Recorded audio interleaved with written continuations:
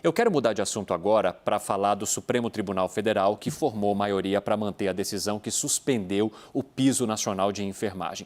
O julgamento segue em plenário até amanhã e eu vou chamar aqui o Theo Cury, que está acompanhando as informações e as conta ao vivo para a gente. Inclusive, há a possibilidade de mudança de voto até amanhã.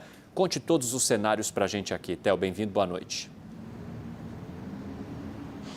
Obrigado, Evandro. Boa noite para você, uma ótima noite para quem nos acompanha. Um julgamento que acontece no plenário virtual do Supremo Tribunal Federal, é tudo online e pelas regras, pelo regimento, qualquer ministro pode mudar de voto nessa uma semana de julgamento. É menos provável que isso aconteça. O julgamento, por enquanto, placar em 7-3, 7 votos para manter a decisão de uma semana e pouco atrás do ministro Luiz Roberto Barroso, que suspendeu o piso nacional salarial de enfermagem, que foi aprovado pelo Congresso Nacional e sancionado pelo presidente Jair Bolsonaro. Falta só um voto, é o da ministra Rosa Weber, presidente do Supremo Tribunal Federal. O que acontece agora com essa maioria formada para manter a decisão de suspender o piso de enfermagem? Agora, estados, municípios, Ministério da Saúde, Ministério do Trabalho e entes privados devem prestar alguns esclarecimentos, devem prestar algumas explicações ao Supremo Tribunal Federal, num prazo de até 2 meses, sobre o impacto financeiro, os riscos para a empregabilidade no setor e uma eventual redução na qualidade dos serviços prestados com essa mudança do piso salarial da enfermagem, que agora passa a R$ 4.750. 6 ministros acompanharam o voto do ministro Luiz Roberto Barroso, que viu a possibilidade de haver um impacto e risco para a prestação de serviços com essa mudança, e houve uma divergência aberta pelo ministro André Mendonça, acompanhada por outros 2 ministros, Nunes Marques e Luiz Edson Fachin. Nessa divergência aberta, o entendimento foi o seguinte, de que não há elementos que justifiquem uma interferência do judiciário para suspender essa lei. Por isso, esses 3 ministros votaram contra a corrente majoritária que vem se formando, julgamento em 7-3, mantendo então a decisão de Luiz Roberto Barroso, que suspendeu o vigor dessa lei que estipula um piso maior para nacional salarial da enfermagem brasileira. E num prazo de até 2 meses, todos esses participantes, todos esses envolvidos devem prestar os esclarecimentos ao Supremo Tribunal Federal. Volto com você. Perfeito, Theo Cury, muito obrigado pelas informações. Eu vou jogar aqui para a nossa análise. Doutora Ludmila Jar, aproveita que a senhora está aqui hoje.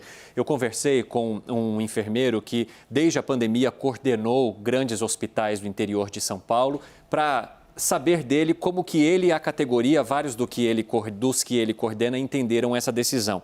E ele me mencionou o seguinte: não éramos os heróis que carregávamos o país nas costas na pandemia, isso foi um insulto, uma vergonha. Agora, eu queria entender também de que forma que esse diálogo mal feito entre as autoridades gera reações como essa, dessa categoria que merece, claro, reconhecimento.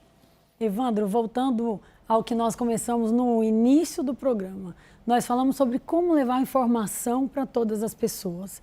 O grande ponto porque o Supremo entrou nessa discussão e hoje simplesmente suspende o piso da enfermagem é porque faltou diálogo, faltou esclarecimento. A enfermagem merece todas as honras. Como qualquer profissional da saúde, ela tem um destaque imenso. Isso foi intensificado pela ação da enfermagem durante a pandemia, então colocou ainda mais em voga o papel da enfermagem, a nossa intenção de qualificar, de valorizar. Isso é genuíno. Entretanto, nós temos que saber de onde vem o recurso financeiro. Então, só lembrando, o piso foi aprovado pelo Congresso, foi sancionado pelo presidente Bolsonaro, colocando, então, como salário do enfermeiro brasileiro, R$ 4.750. Exatamente. 70% disso seria o salário do técnico. 3.325. 50% o salário do auxiliar. 2.375. E aí o Congresso aprova. E aí o presidente sanciona. E aí essa conta cai para a União, para os estados, para os municípios, para as entidades privadas, públicas e filantrópicas. Qual é o tamanho desse investimento? Ao que tudo indica, da ordem de 70 bilhões de reais por ano. Só para a União são 53 bi. Só para entidades filantrópicas são 10 bilhões. Para municípios são 53 bi. Então, de onde vem esse dinheiro? Qual que é o impacto imediato? Demissão, redução do número de leitos, redução da jornada de trabalho e aí, por consequência, o salário vai cair. Então, no meu entendimento, o que o ministro Barroso fez foi não se colocar contra como relator. Eu quero um estudo. Provavelmente, eu gostaria de ver isso individualizado, porque existe uma diferença, gente. O enfermeiro de São Paulo ganha um piso maior do que o enfermeiro do interior, do norte e do nordeste. Essa inequidade, essa heterogeneidade chama-se continentalidade do Brasil. Então, eu não posso aplicar uma lei para empregar um salário sem contar de onde vem o dinheiro e sem caracterizar, sem levar em consideração a continentalidade do país e as diferenças do trabalho. Então, o que eu entendo, esses 60 dias servirão para que de uma maneira madura haja esse estudo. Nós vamos retirar esse recurso de onde? O Sistema Único de Saúde já funciona dentro do princípio da descentralização. Então, existe uma responsabilidade que é da federação, que é do estado, que é do município, e nós devemos guardar essas diferenças. Então, nós queremos valorizar o enfermeiro? Sim, nós não deixaremos nunca esse discurso do ódio de 3 ministros versus 7, do Supremo contra o Brasil. Não, o Supremo está vendo a insegurança jurídica. Eu não posso garantir sem haver as garantias. Qual que é o orçamento da saúde anual? É 189 bilhões. Como é que eu posso gastar 60, 70 com uma mudança de um salário? Existem inúmeras outras deficiências. Então, esse estudo é aprofundado.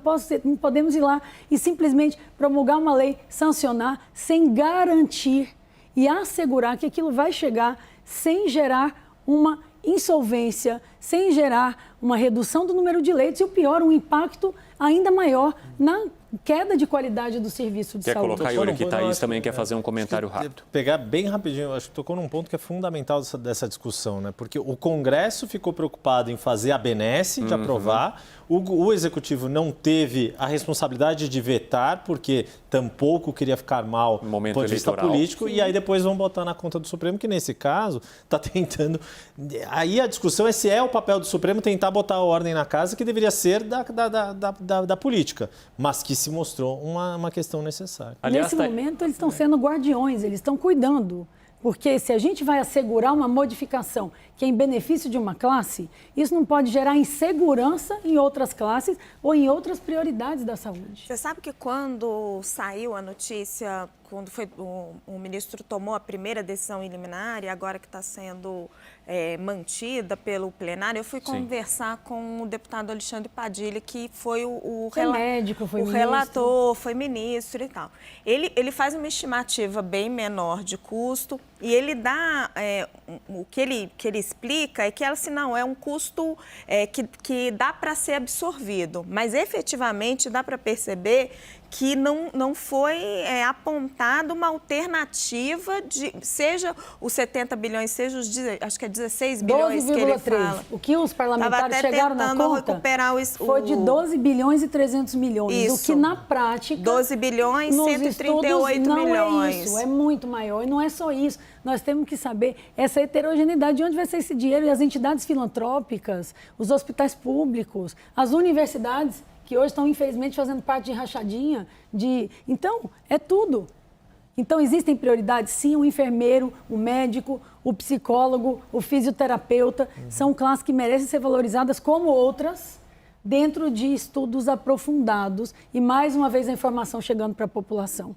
Eu sou uma defensora da enfermagem. Eu quero que todos sejam valorizados dentro dos princípios constitucionais que vão assegurar jurisprudência, descentralização, e esse profissional tem que receber esse salário sem que isso resulte em redução do número de leitos, redução da jornada de trabalho e piora da qualidade de saúde, que nós já estamos sofrendo há muito tempo. É a sensação que dá que faltou debate. Né? Claro. Aliás, Thaís Arbex, esses argumentos que foram colocados aqui pela doutora Ludmila Ajar são parecidos com algum dos argumentos dos ministros também que votaram pela suspensão, pela manutenção dessa suspensão?